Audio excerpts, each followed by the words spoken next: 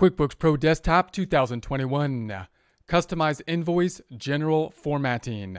Let's get into it with Intuit's QuickBooks Pro Desktop 2021. Here we are in our test template file. We currently have the open windows open. You can open the open windows by going to the view dropdown, selecting the open windows list. We're now looking at the customization for an invoice. So we're going to create a template for an invoice, the form that would be given when work was done, but we have not yet collected on it, and therefore we'll be increasing the receivable.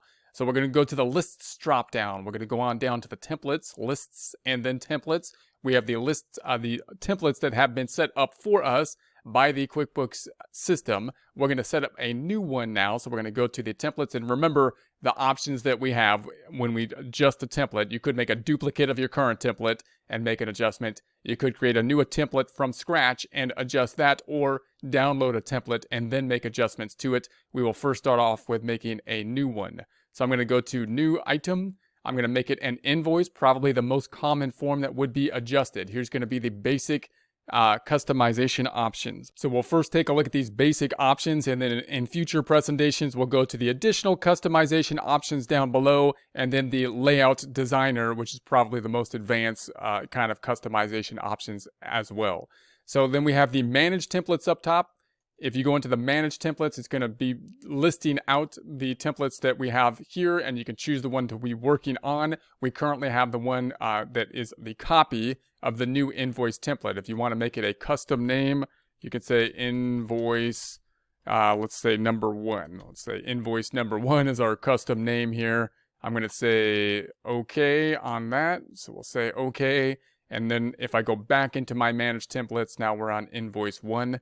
So I'm going to say okay. If we go to the right-hand side, this is going to be our little preview screen on the right. We can then go to the print preview to see the full screen on what it would look like for the printing of it. Now, it's a little bit confusing to think about what the invoice will look like, because we can have some options, as we'll see in the future, where we could say this will be visible possibly to us as we make the invoice versus something that would be visible for the customer. We might want some things on the invoice visible to us that wouldn't actually be printed if we were to print the invoice for the customer. So just keep that in mind. I'm going to close this back out.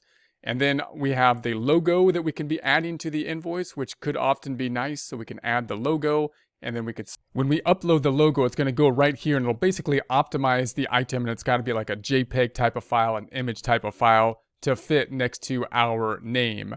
So it doesn't tell us what the optimal size is, so you can test out what the optimal size of the logo will be here. I'm just going to pick up a picture for us. So I'm going to say, all right, logo, I'm going to pick up this item, and then it'll pull it in and put it right here. Now, obviously, the general layout for the invoice, just so we can kind of see this, if I went to the print preview, we're going to have now our logo. We've got the name. The name of the company is the test file. The address, this is our address. We name it an invoice, date, invoice number, and these numbers will typically be pre-filed. We're going to bill it to. This is going to be what will be there for the customer information. PO number, if the purchase order number is applicable, if we use the purchase order, for example, to generate or purchase the specific item that we're now selling. The terms, how long it's going to take that we want to get paid in, how many days we want to get paid in. Project, if project is applicable. And then we have the description, quantity, rate, amount. And then we have the total down below, payments or any credits if they've already made a prepayment on it, and then the balance that is currently due. So that's going to be the invoice, basically a bill to the customer. So now we have the logo set up. You can also have a color scheme. Now I'm first going to go down and look at the adjustments to the fonts. You can adjust the fonts and numbers by these line items before the color scheme. Once you add the color scheme, this item down here gets it's a little finicky to put them both on at the same time.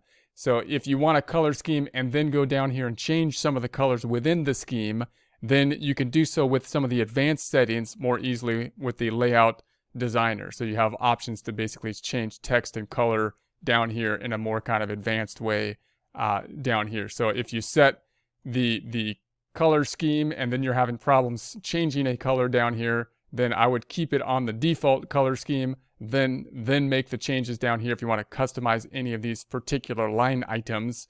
And then if you want advanced adjustments to it, then you can use the layout designer we'll take a look at a future presentation. So for example, if we want to change like the company name here, If I say I want to change the company name, we have the options for that. We can change the text, and we can italicize it or bold it.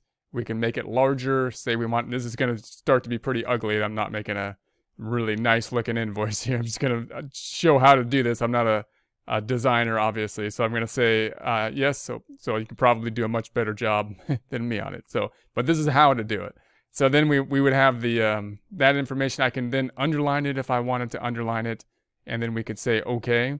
And so that does so on the title up top. So obviously we can do a similar kind of process for these other line items, the company address, the labels that we can have, the date, the subtotal, and the total label amounts. We can make those kind of changes in that format. Now, if we wanted a color scheme, this may remove this item here. So if we wanted a color scheme, let's say I want it to be green, and then apply the color scheme, then it made this top item go to green.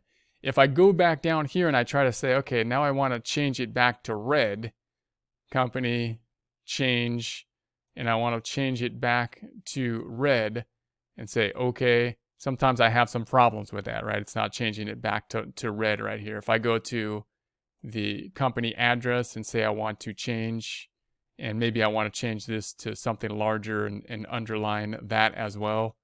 It does do the larger text and underline, but it's keeping the theme color the same. So if you wanted to then apply the theme color and then change the title up top, we can do so with the layout designer and the advanced kind of functionality down below. So just be aware of that here. They may adjust that. It's still early in the 2021, so they may adjust that, so you can kind of adjust it here in the basic settings. And then we have the company and transaction information. So this is whether or not you want this information there. So you got the company name.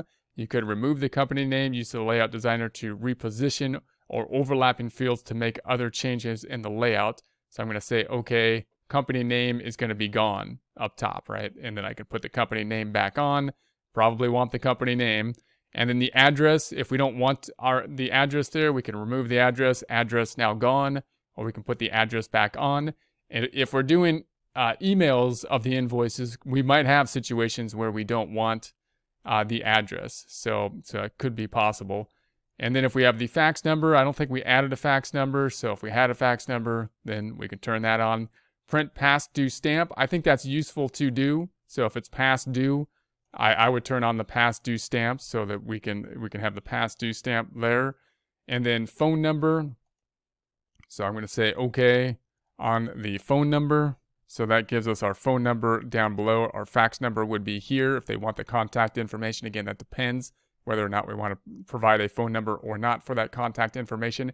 If you go here to update the information, then you're going to get basically our information that we put in place when we started the company file, the template, the address that we put in place, the phone number. You can, of course, add here the fax number, the email, and the website information as well that might be useful. So I might have the fax number for 777-777-7778. Email is going to be test@google.com, and test, this test, we'll just keep it a test at the website, test website.com. So I'm going to say okay. And so we can pull that information. So we have our fax number down here. If I want to have the email, then we're going to say add the email. So now we've got the email contact information and the web address if we want to provide the web address. So any of those, of course, we can apply or we can remove. So those are the basic settings, and we'll go back into additional settings, customizations here, which are still kind of basic. They're like the general settings that you could turn on and off. And then we'll go into the designer, which are more customized look and feel. It's where you can do some of the more advanced type of stuff and move things around if you so choose. So I'm going to say okay, and then let's go back to our home page, and then let's open up an invoice. If we open up the invoice, then I'm going to minimize this side, and then if we go to the template that we want, I'm going to select the drop down here, and we want to go to invoice 1 for the template. There it is. And then it looks, the data input screen is basically the same for the most part, But if I then go to the preview, if we go to the preview, print preview up top, so there's going to be the look and feel of it. So we got this nice green color to the invoice and whatnot, and our logos on it and everything.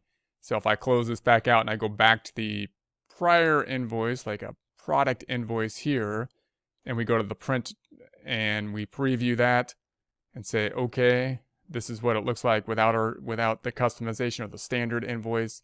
I'm going to close that back out. And then if we look at our invoice once again, just on some of the items that we added, we got the print and we want to preview, then we've got our invoice. So those some basic changes. Obviously it's not the prettiest, invoice. I'm not an expert at the design again, but these are kind of some of the functionality that we have. And then next time we'll go on to some of the more options for customizing the forms, including the invoice.